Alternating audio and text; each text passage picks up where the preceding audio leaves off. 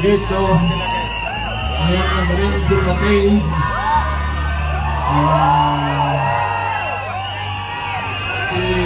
Ipig Senator Borgo, Senator Bato,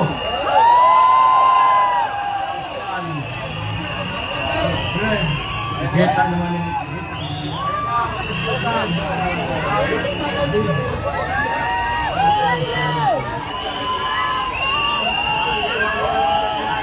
I love you, Tatay Digong! I love you, Tatay Digong! Para naman masayahan kayo at masayan siya. At naikwento lang yung naikwento niya sa pamilya niya, pag-uwi niya. 10 to 15 minutes.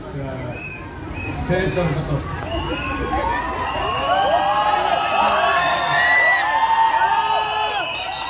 Maayong gabi sa latong tanan. Magandang gabi sa ating lahat. Alam nyo, andito kami ngayon, Senator Bongo, at yung ating mga kasamahan lahat andito, dahil gusto namin ipakita kay Pastor Kibuloy na ang pagiging kaibigan ay hindi lamang kaibigan sa magandang panahon. Kaibigan tayo kahit na masama ang panahon. Andito kami para ipakita yung suporta namin kay Pastor Apollo Kibuloy. Maraming salamat. Magandang gabi sa inyo lahat. Assalamualaikum sa mga Bisaya. Sino mga taga Mindanao dito? Sino mga taga Visayas? Sino mga Ilonggo?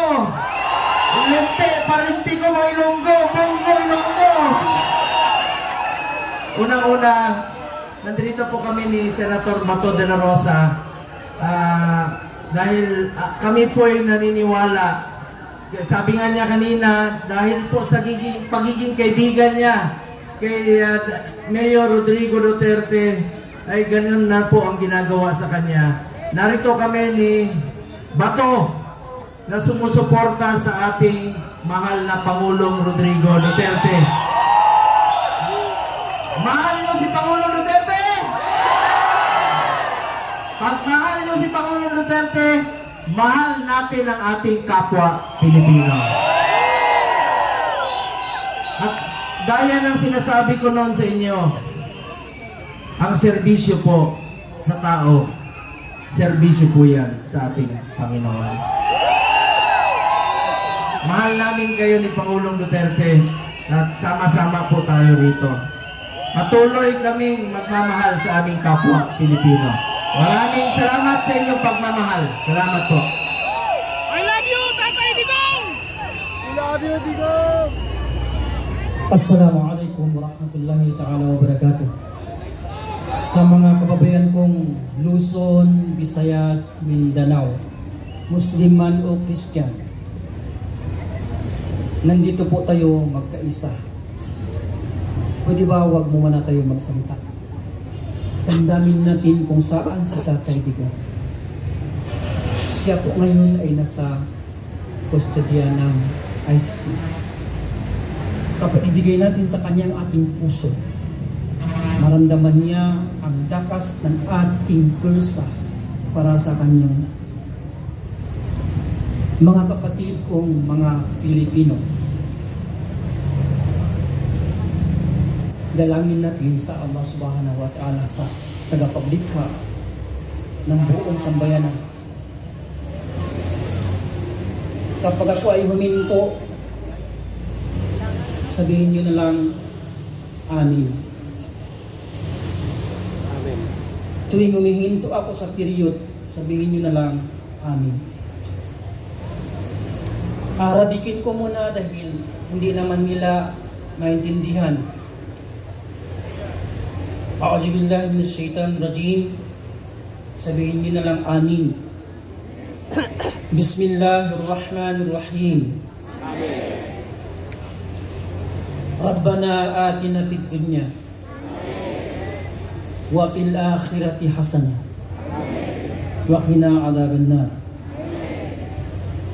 Aming Panginoon tagapaglikha ng buong sambayanan, buksan mo at pagaanin mo ang kanilang kalooban para kay aming mahal na Pangulo Rodrigo Roa Duterte. Ya Allah, pagaanin ang kanilang mga gawain para kay aming mahal na Pangulo Rodrigo Roa Duterte. Bigyan mo po siya, aming Pangulo, ng lakas ng loob. Nandito po kami para sa Kanya. Magkaisa po kami, aming mga puso at aming mga lakas upang ibahagi sa Kanya. Birahmatika ya Rabbal Alamin. Wassalamualaikum warahmatullahi ta'ala wabarakatuh. Hindi natin mapigilan na gawin sa dating Pangulo to. Napakalaking pagbabadya sa mga kasama natin dito sa Pilipinas na baka sa susunod yun talaga mangyari. Hindi na kayo makapagsalita. Diba? So, yun lang naman. Kami talagang balak namin magstay talaga dito at makita kung ano yung mangyayari dito. Kung may tunay na Pilipino na hindi bayaran, na talaga nagmamasid, pati kami doon. Maraming salamat. May mga business kami. Thank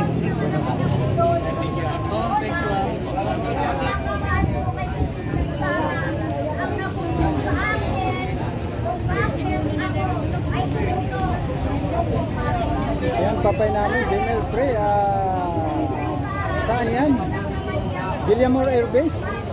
Dito sa Pasay, katabi ng Terminal 3.